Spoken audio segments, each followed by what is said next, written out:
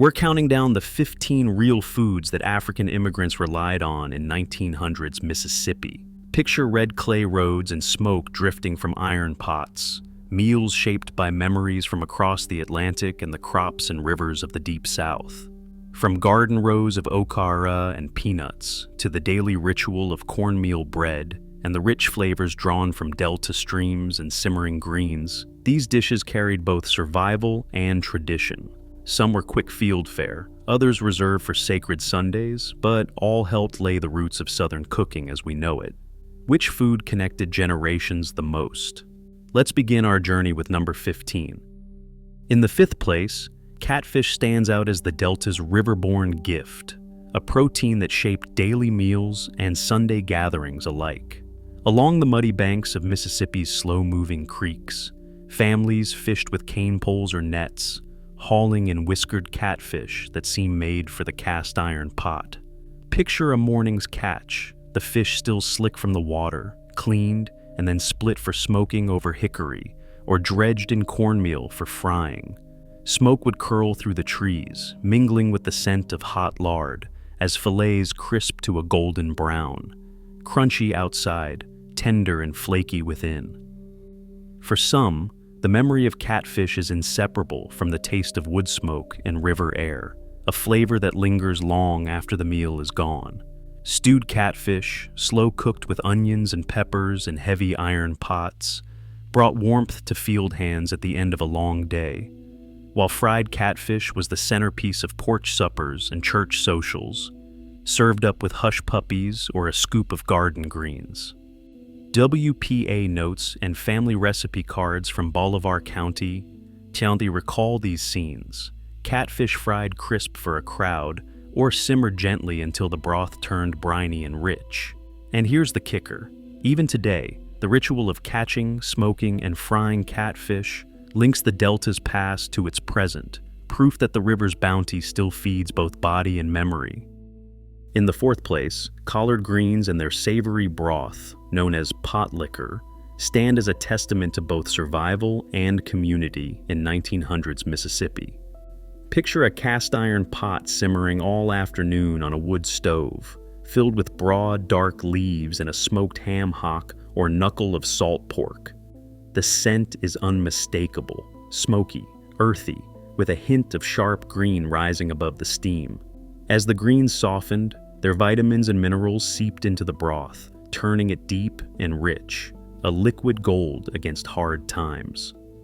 WPA, slave narratives, and church recipe books describe families gathering around a communal bowl, dipping pieces of cornbread or sipping the pot liquor straight, sharing not just a meal but the strength to face another day. For field hands and children alike, the broth was prized as much as the greens themselves, thick, nourishing, and stretching whatever scraps the larder allowed.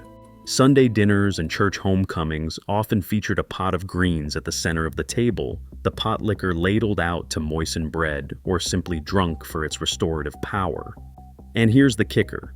That tradition of savoring every drop, of not letting a single nutrient slip away, still echoes in Southern kitchens today, where pot liquor remains both a comfort and a reminder of the ingenuity that shaped a people's table.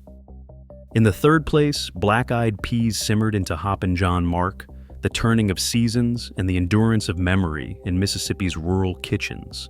Picture a heavy cast-iron pot on a wood stove, peas bubbling with slivers of salt pork or fatback, their broth turning rich and smoky as the day wears on. Sometimes rice was added if a family could spare it, but more often, these peas found their companion in a wedge of skillet cornbread, dense, golden, and ready to soak up every drop. The taste is earthy, with a hint of meat and the faint sweetness of the peas themselves, a flavor that lingers long after the meal is done. For many, Hoppin' John was more than just a weekday staple. It was a dish of hope and ritual. On New Year's Day, families gathered to eat black-eyed peas, believing each bite would bring luck and prosperity in the year ahead. WPA recollections and foodways scholars trace this tradition directly to West African legume dishes, where peas and beans were symbols of fertility and fortune, carried across the Atlantic in both memory and seed. In Mississippi, the tradition took root and flourished, blending African agricultural wisdom with the realities of Southern soil. And here's the kicker. The custom of eating black-eyed peas for luck still echoes in Southern homes today, a living thread connecting modern tables to the fields and cabins of a century past. Each pot of Hoppin' John is a quiet act of remembrance, a ritual meal that nourished bodies and spirits through hard times, and still whispers of hope with every new year. In the second place, okra stew, sometimes called gumbo, stands as a living bridge between African heritage and Mississippi soil. Picture a heavy iron pot simmering over a wood fire, the air thick with the scent of tomatoes, salt pork, and fresh-cut okra. Okra, brought from West Africa and planted in backyard gardens, did more than flavor the pot. It thickened stews with a texture that danced from slimy to silky, binding every ingredient together. WPA family recipe cards from Bolivar County spell it out plain: okra and tomatoes with salt pork, a dish that stretched summer's garden bounty into something hearty enough for field hands and Sunday tables alike. Sometimes, a neighbor would bring a pinch of filet, ground sassafras leaf, learned from Choctaw friends, swirling it in at the end for a woodsy, peppery finish. For many Black Mississippians, gumbo wasn't just a meal, it was a statement of belonging and memory. Yet, even as these stews fed families, disputes simmered. Early 20th century cookbooks, published by white women's clubs, began to list Southern gumbo without a nod to African cooks, and community voices pushed back. In 1915, Black newspapers like the Jackson Advocate asked, "Why do they take our gumbo, rename it, and claim it as their own?" A clear call for recognition of ownership and legacy. And here's the kicker. That debate over who gets to claim gumbo still echoes today, but in every Mississippi kitchen where okra bubbles in the pot, the taste of Africa endures, thick, bright, and unmistakably rooted. And finally, in first place, cornbread and Johnny cakes stand as the bedrock of Mississippi's Black foodways, a daily bread that did more than fill the belly. My grandmother always said, "The iron pot remembers better than any cookbook." In every rural cabin and field camp, cornmeal was more than a staple. It was survival, adaptation, and memory, all pressed into a hot skillet or shaped by hand and baked in the ashes. Picture a cast iron pan hissing over wood coals, the batter poured in thick, edges crackling to a golden crisp while the center stayed tender, ready to soak up pot liquor or cradle a scoop of greens. Some mornings, the only meal was a flat Johnny cake, griddled with lard and wrapped in a scrap of cloth for the fields. At supper, wedges of cornbread replaced plates, sopping up every drop of stew or broth, stretching the meal when meat was scarce.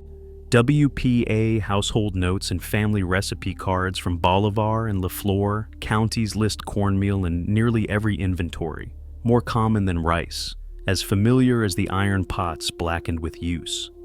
For African immigrants and their descendants, these breads were a bridge between old traditions and new realities, shaped by hands that remembered millet and sorghum, but learned to love the taste of toasted corn.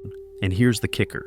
The ritual of baking, breaking, and sharing cornbread endures, a quiet act of heritage that ties every table, past and present, to the iron memory of the pot. From the iron skillet cornbread that anchored every meal to the briny smoke-laced catfish caught fresh from Delta creeks, our journey through these 15 foods reveals a cuisine built on endurance, ingenuity, and deep memory.